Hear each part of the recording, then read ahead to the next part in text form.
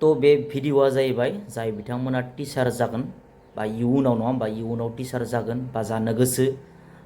एबा जाय बिथांमोना DLED लादों B.Ed लादों नङा होमबा B.Ed खालामगासिनो दङ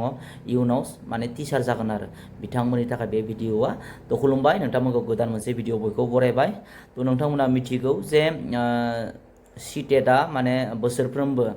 माने खेबनै माने आनजाद खुङो जुलाइ मान्थआव खनसे आरो डिसेम्बर मान्थआव खनसे तो इयारलि माने खेबनै माने CTETआ माने CBSEआ CTET खुङो तो बाथ्राया जाहैबाय बे भिडिअआव जेनेबा जोंनि बर'फोराबो माने गोबां DLED B.Ed लानाय दङ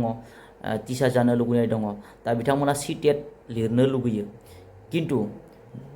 CTET होनानै लाब गैया मानो होनबाथाय बेयाव एमाइल गैया तो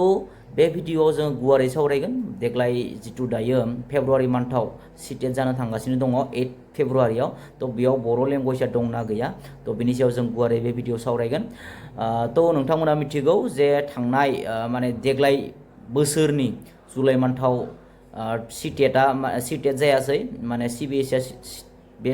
CTET आनजादखौ खुंनो हायासै गोबां इन्टारनेल माखासे खामानि थानायखाय बिथांमोना जुलाइ मान्थआवबो माने खुंनो हायासै बिथांमोना तो जुलाइ दान थांबाय दिनै नै डिसेम्बर फैनोसै किन्तु डिसेम्बर मान्थआवबो दिनै CBSEआ CTETखौ खुंनो हानाय नंला तो बिनिखायनो बिथांमोना 2026 मायथाइनि फेब्रुवारि दाननि 8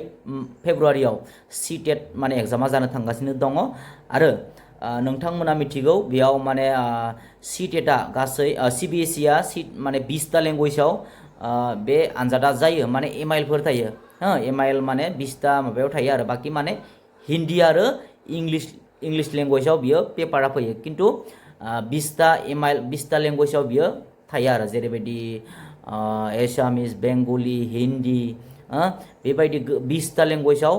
लेंगुवेज 1 बा लेंगुवेज 2 नों जायखिजाया लानायनि मोनसे सुबिदा दङ नों लेंगुवेज माने जोङो दायो हमना लाबाय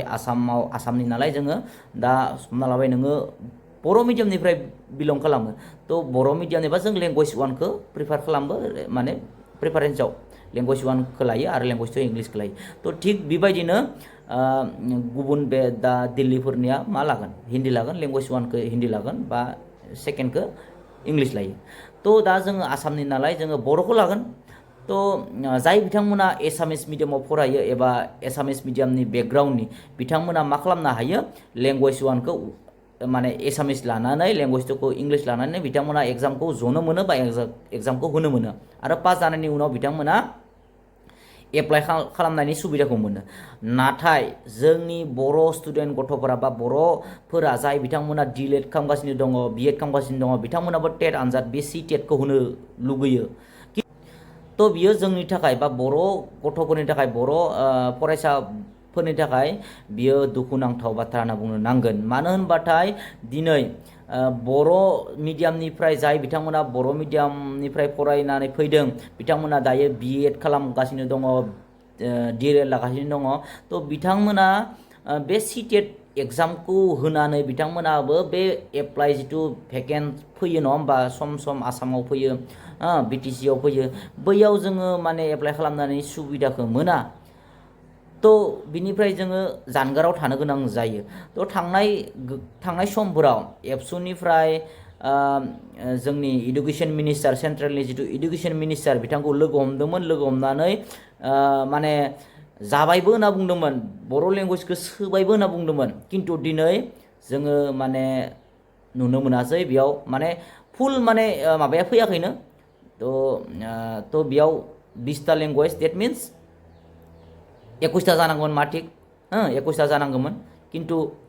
20टा जों हमनो हायो 20टायाव जों माने बर' लेंगुवेजआ दिनैबो बे CBSEनि CTET एग्जामाव सोसनजायाखै तो बियो जोंनि थाखाय जोंनि बर' फरायसा जाय बिथांमोना DLED B.Ed खालामगासिनो दङ आरो बिथांमोना CTET जिरायनो लुगैयो बिथांमोननि थाखाय बियो माने मोनसे दुखुनांथाव रादाब होनना बुंनांगोन तो दिनैबो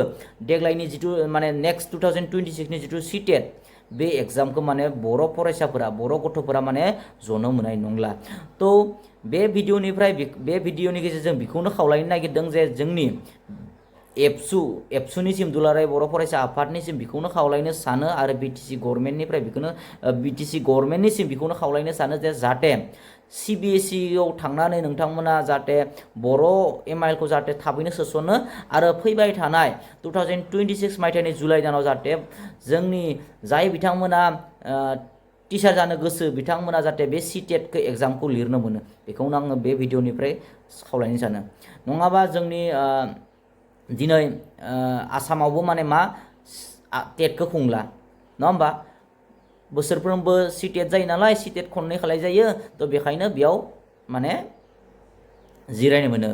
जोंनि बेलेग मिडियामनि गथ'फोरा बा फरायसा बिथांमोना किन्तु जोंनि बर'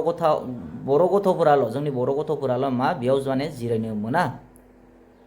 तो माने आसामनि थाखाय माने बिटिसिखौ दोननानै आसामनि थाखाय माने एक्सट्रा मोनसे स्पेसियेल टेट खुंगोन होनना बुंबाय थादोंमोन जागोनबो होनना बुंदोंमोन एडुकेशन मिनिस्टारा तो माला जागोन बेखौ बुंनो हाला किन्तु जानायनि सम्भावना दङ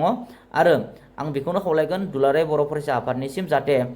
थाबैनो इमिडियेट माने नोंथांमोना एक्सन लानांगौ बेनि सायाव मानो होनबाथाय CTET माने 2026 नि फेब्रुवारि मान्थआव जानो थांगासिनो दङ 8 तारिखै तो बिनि सिगां जुदि हायो प्रेसार होनो हायो जोङो माथिक MIL खौ बे 3 माननि गेजेराव बे 3